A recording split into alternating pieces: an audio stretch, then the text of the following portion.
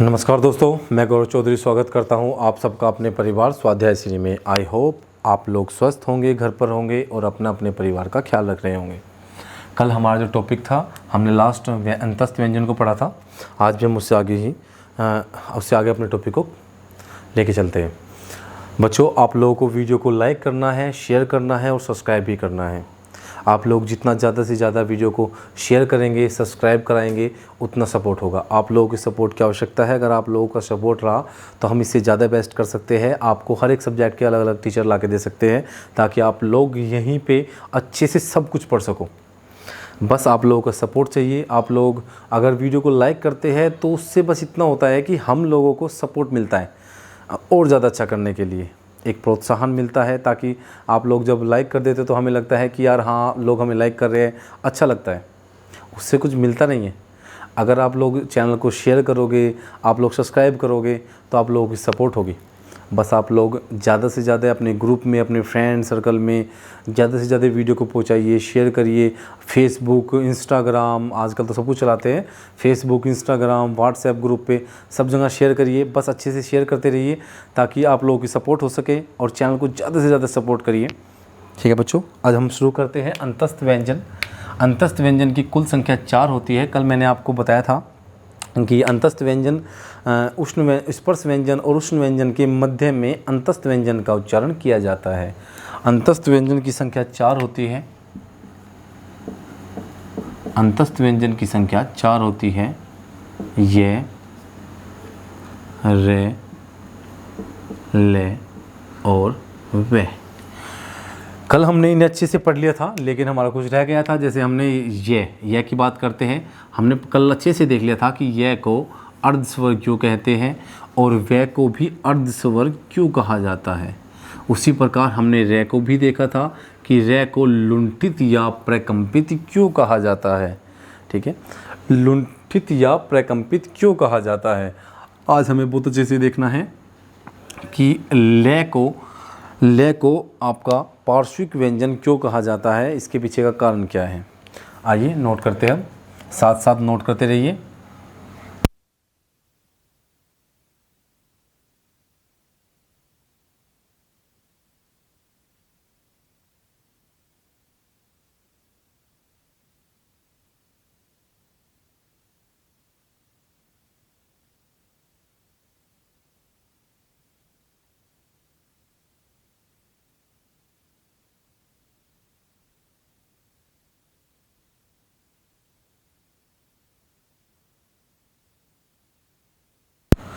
ले को पार्श्विक व्यंजन भी कहा जाता है।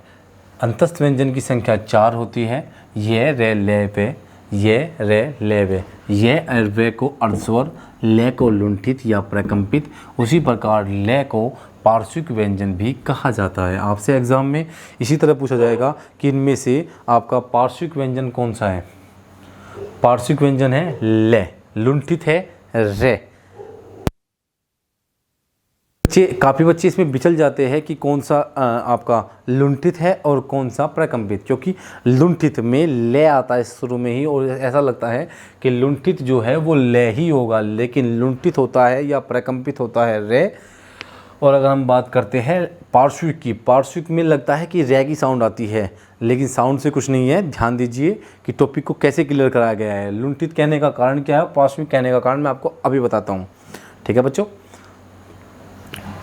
ले को पार्श्विक व्यंजन कहा जाता है क्योंकि जब हम ले का उच्चारण करते हैं तो हमारी जीभ का जो अग्र भाग होता है वो हमारे मुख के मध्य में आ जाता है।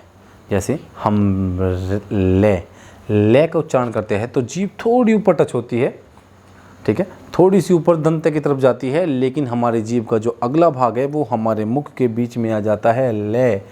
ले ऊपर की तरफ डीप जीभ टच होती है, दंते के पास जाती है, लेकिन जैसे ही हम उच्चारण करते हैं तो जीभ का अग्र भाग आपका मुख के मध्य में आ जाता है, जिस कारण हमारे जो वायु हमारे मुख से निकलती है ले का उच्चारण करने के लिए, जब हम ले का उच्चारण करते हैं, क्योंकि किसी भी वर्ण का जब हम उच्चारण करते हैं तो वायु मुख से निकलती है, उसी के आधार पर हमारे प्रत्येक वर्ण का मतलब हम उसे बोल सकते हैं।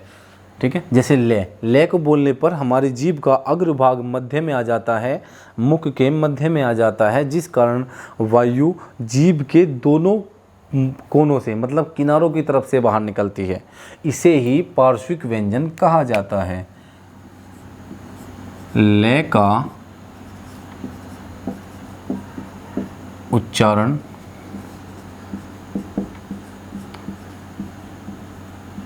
करते समय जीभ का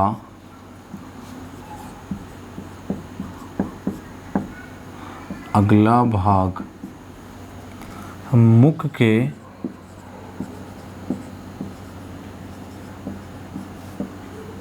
मध्य में आ जाता है।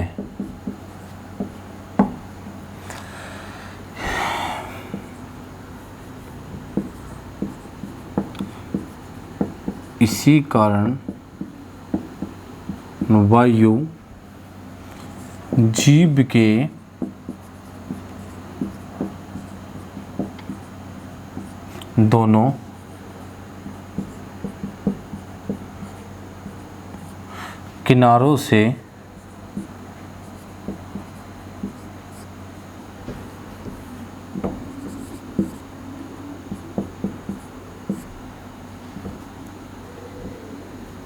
किनारों से छूती हुई बाहर आती है। किनारों से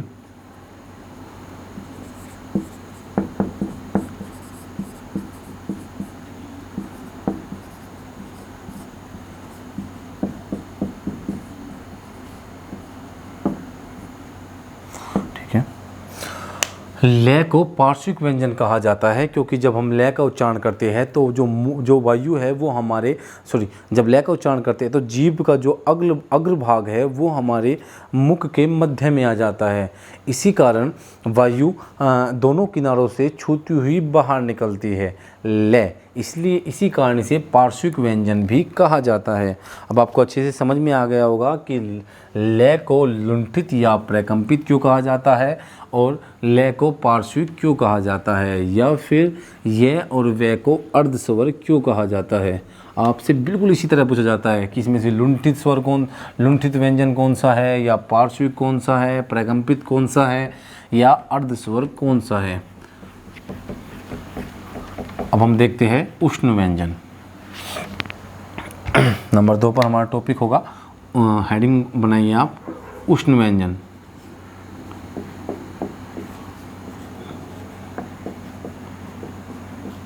उष्ण व्यंजन की संख्या भी 4 होती है। ये होते हैं आपके श, से, श और है। ठीक है, उष्ण व्यंजन की संख्या 4 होती है, श, से, श और है। ठीक है, से सलजम वाला से, ये षटकोण वाला से होता है, ये सपेरे वाला से और है। ठीक है को आप लोग जानते हैं। अब बात करते हैं उष्ण व्यंजन। इन्हें उष्ण व्यंजन ही क्यों कहा जाता है। आप जब भी इन व्यंजन का उच्चारण करते हैं तो वायु थोड़ी गर्म होकर बाहर निकलती है। जब हम इनके व्यंजन का उच्चारण करते हैं तो मुख से निकलने वाली हवा गर्म सी महसूस होती है। ठीक है, जब भी हम इन व्यंजन का उच्चारण करते हैं तो जो मुख से जो हवा निकलती है, जो वायु निकलती है, वो कुछ उष्ण महसूस होती है।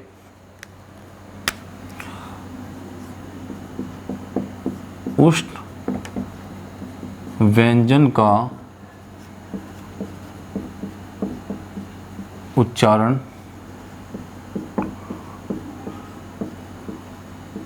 करते समय वायु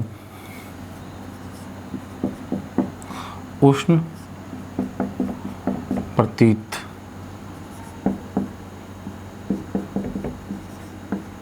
होती है।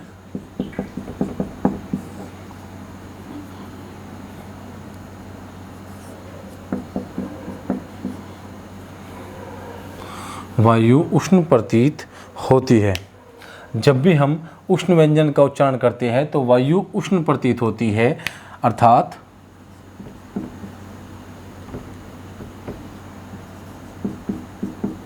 मुख से निकलने वाली हवा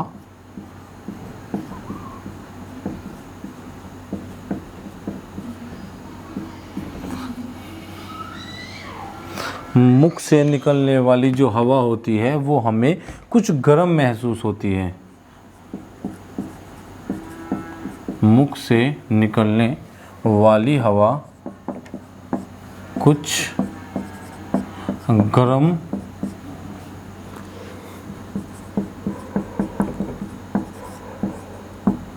लगती है। उष्ण व्यंजन की संख्या 4 होती है। आपका शय, से, है और से और शय और है। ठीक है। उष्ण व्यंजन का उच्चारण करते समय वायु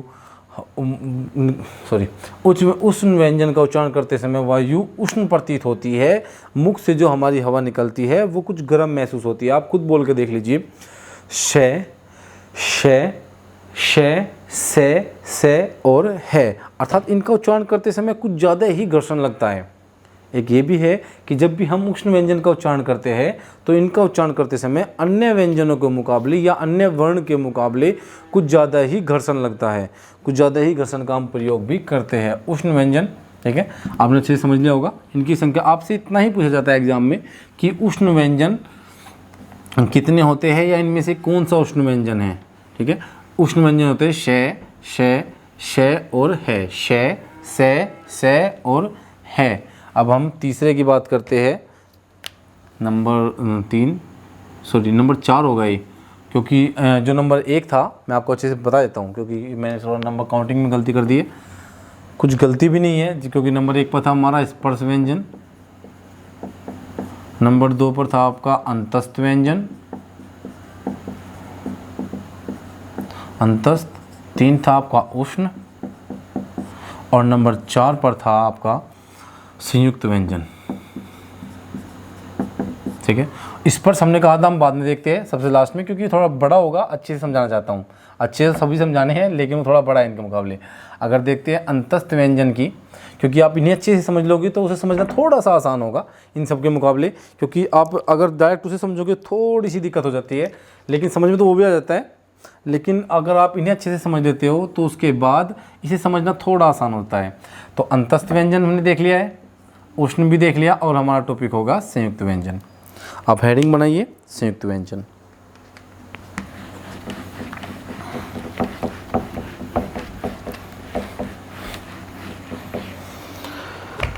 इससे बाहर एग्जाम में कुछ नहीं जाएगा, बस अच्छे से नोट करते रहिए। संयुक्त व्यंजन,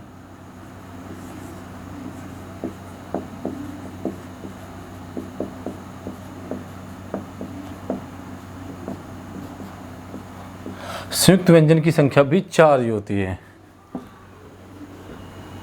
ये होते हैं आपके अक्षय, त्रय, अज्ञेय और श्रेय। अक्षय, त्रय, अज्ञेय और श्रेय। संयुक्त व्यंजन की संख्या 4 होती है। अक्षय, त्रय, अज्ञेय और श्रेय संयुक्त व्यंजन। संयुक्त व्यंजन होते हैं, कॉपी पेन रख लीजिए नीचे, थोड़ा पहले सुनिए, अच्छे से समझ में आएगा। संयुक्त व्यंजन की संख्या 4 होती है। अक्षय, त्रय, अज्ञेय और श्रेय। ये व्यंजन 2 वर्णों या 2 व्यंजनों के मेल से बने होते हैं।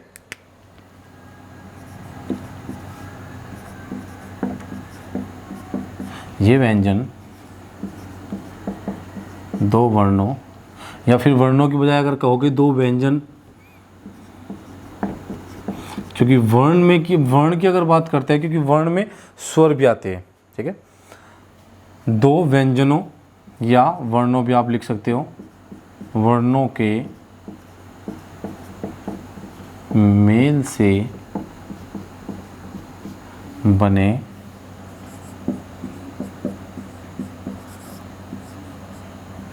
होती है। संयुक्त व्यंजन की संख्या 4 होती है। अक्षय, त्रय, अज्ञेय और श्रेय। ये व्यंजन 2 व्यंजनों के मेल से बने होते हैं। व्यंजन कह सकते हो। ठीक है। संयुक्त व्यंजन एक तरह के व्यंजन का एक ही रूप है। ठीक है। संयुक्त व्यंजन जो है वो भी एक तरह के व्यंजन का ही एक रूप है। संयुक्त व्यंजन भी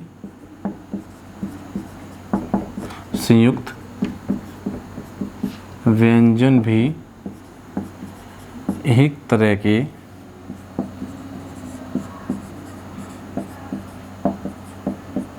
व्यंजन का ही एक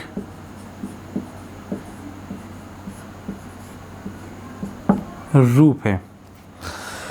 संयुक्त व्यंजन में दो वर्णों के मेल से कोई तीसरा व्यंजन बनता है।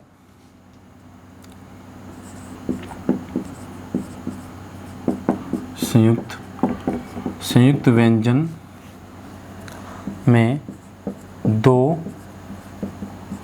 वर्णों के मेल से तीसरा व्यंजन बनता है। तीसरा व्यंजन बनता है, उससे ही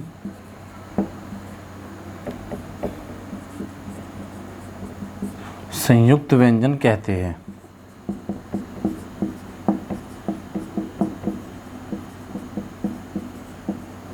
उसे ही संयुक्त व्यंजन कहते हैं। ये दो वर्णों के मेल से बने होते हैं। ये दो वर्णों के मेल से बने होते हैं और कोई तीसरा ही व्यंजन बनता है। जैसे अब अच्छे से समझाते हैं, ये नोट कर लिया होगा आपने।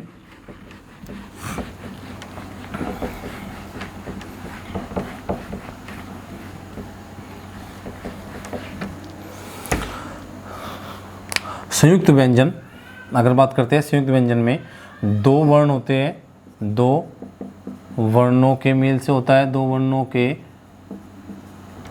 मेल से बने होते हैं। दो वर्णों के मेल से बने होते हैं जिसमें एक व्यंजन स्वर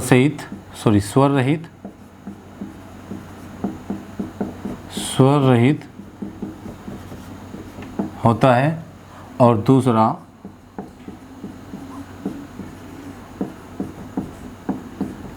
स्वर सहित होता है।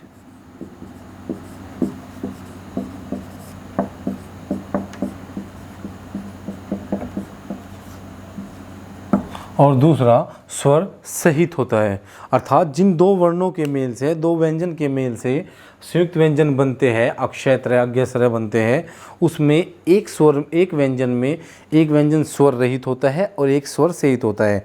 और मैंने आपको बताया था कि जब भी हम किसी वर्ण को स्वर रहित बनाते हैं, अर्थात उसमें कोई भी स्वर नहीं होता, ये हमें दर्शाना होता है। जैसे कै को मैंने आपको समझाया था, कै और ए से बना हुआ है, ठीक है। लेकिन अगर हम कै के साथ हलंत लगा देते हैं तो कै को स्वर रहित माना जाता है, या फिर ऐसे लिखते हैं। अगर हम हलंत लगाते ही ये स्वर रहित माना जाता है, अर्थात इसमें किसी स्वर का प्रयोग नहीं हुआ। इसी प्रकार मैंने आपको कहा है कि दो वर्णों के मेल से बने होते हैं जिसमें एक व्यंजन स्वर रहित, संयुक्त व्यंजन दो वर्णों के मेल से बने होते हैं जिसमें एक व्यंजन स्वर रहित तथा दूसरा व्यंजन स्वर सहित होता है, ठीक है। जैसे अब देखते हैं, अक्षय त्रय अज्ञ और श्रय। अक्षय ये किस किस योग से बना है? ये बना है कै प्लस शय, ठीक है।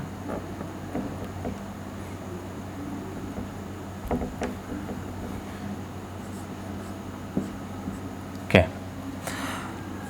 ते और रे, ठीक है। अगे जय और आई है, श्रय शय और रे, ठीक है। अब देखिए, हलंत है और यहाँ पे भी हलंत है, लेकिन शय में ना हलंत है, ना रे में हलंत है, ना अय्य में हलंत है और ना रे में हलंत है। लेकिन इस तरफ हलंत है और इस तरफ हलंत नहीं है, अर्थात यहाँ पे हलंत नहीं है, यहाँ पे हलंत है। हलंत का अर्थ होता है जब भी हम किसी व्यंजन के नीचे हलंत का प्रयोग करते हैं तो उसका अर्थ होता है कि ये स्वर रहित है। और इसकी डेफिनेशन भी यही कहती है कि जो संयुक्त व्यंजन होते हैं दो वर्णों के मेल से बने होते हैं, जिसमें एक व्यंजन स्वर रहित होता है और दूसरा स्वर सहित होता है। अर्थात इसमें आपका कै प्लस शय प्लस ए। ठीक है, यहाँ पे कोई भी स्वर नहीं है, लेकिन यहाँ पे स्वर है इसके साथ। ऐसे ही यहाँ पे तय प्लस रे और प्लस ए। ठीक है, यहाँ पे इसके साथ में ए की ध्वनि है, लेकिन तय के साथ किसी भी स्वर का प्रयोग नहीं किया गया है। इसके साथ किसी भी ध्वनि का प्रयोग नहीं किया गया है, किसी भी स्वर की ध्वनि का प्रयोग नहीं किया, इसलिए मैं हलंत लगा दिया। डेफिनेशन के अनुसार सब कुछ परफेक्ट है, बस आपको डेफिनेशन को देखना है, अच्छे से याद हो जाएगा। डेफिनेशन अगर आपके याद है कि दो वर्णों के संयुक्त व्यंजन दो वर्णों के मेल से बने होते हैं, जिसमें एक व्यंजन स्वर सहित होता है और दूसरा स्वर रहित होता है। आपसे पूछा जाता है एग्जाम में, अक्षय किस किस के योग से बना है? अक्षय कै और से के योग से बना है। उसी प्रकार त्रय तय और रे के योग से बना है। अज्ञ जय और अय के योग से बना है। श्रेय शय और रे के योग से बना है, लेकिन एक स्वर रहित है, एक स्वर सहित है। ठीक है,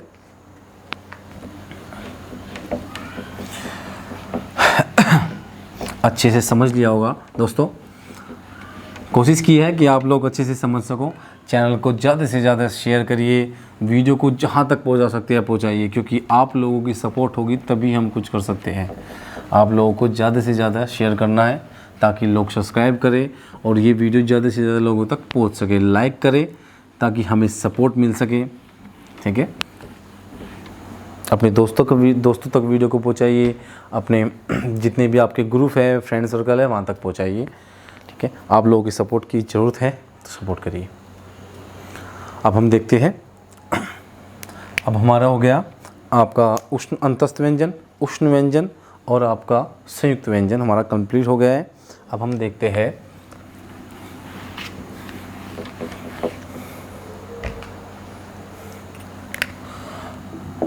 स्पर्श व्यंजन।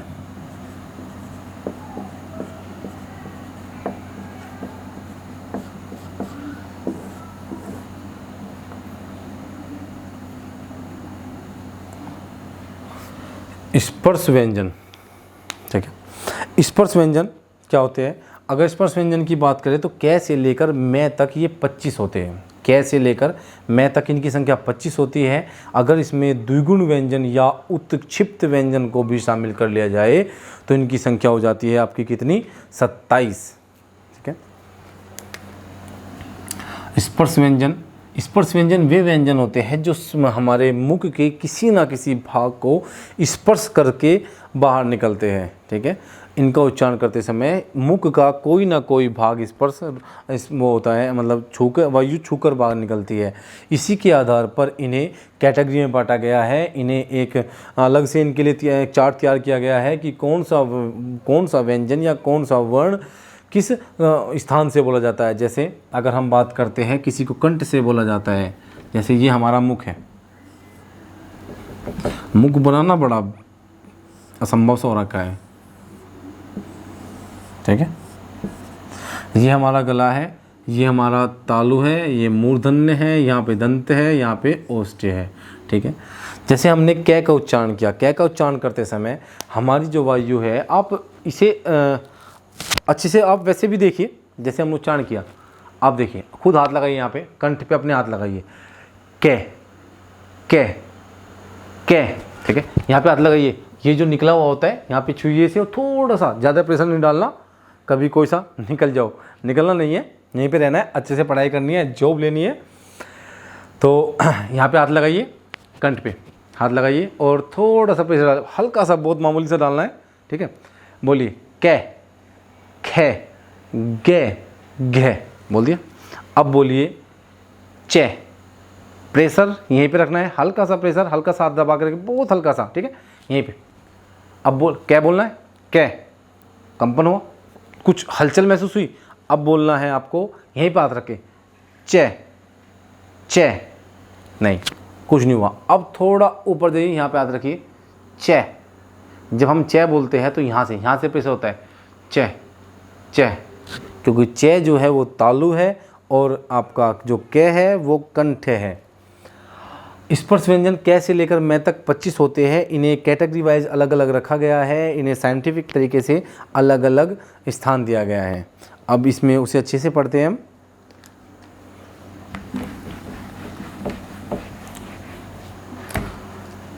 स्पर्श व्यंजन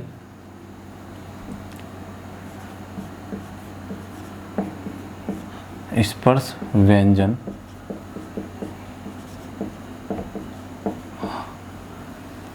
स्पर्श व्यंजन का उच्चारण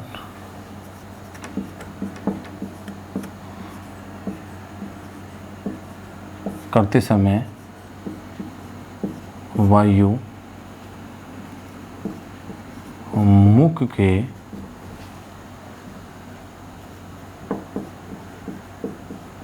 किसी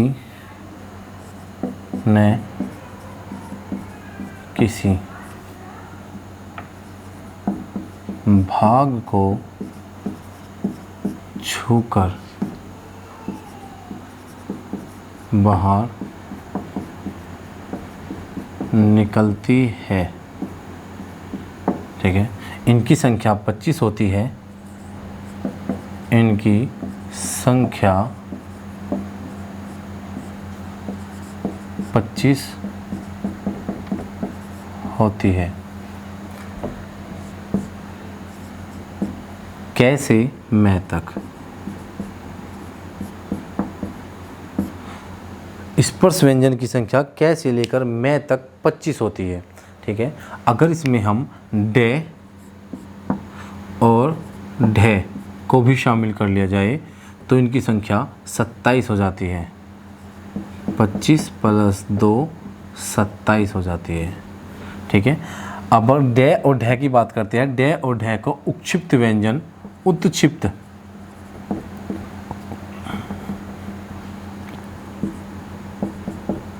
उत्क्षिप्त व्यंजन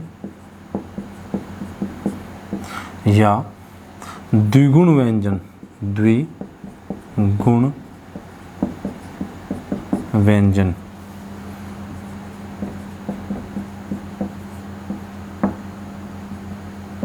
कहते हैं। डे और ढे को उत्क्षिप्त व्यंजन या आपका द्विगुण व्यंजन भी कहा जाता है।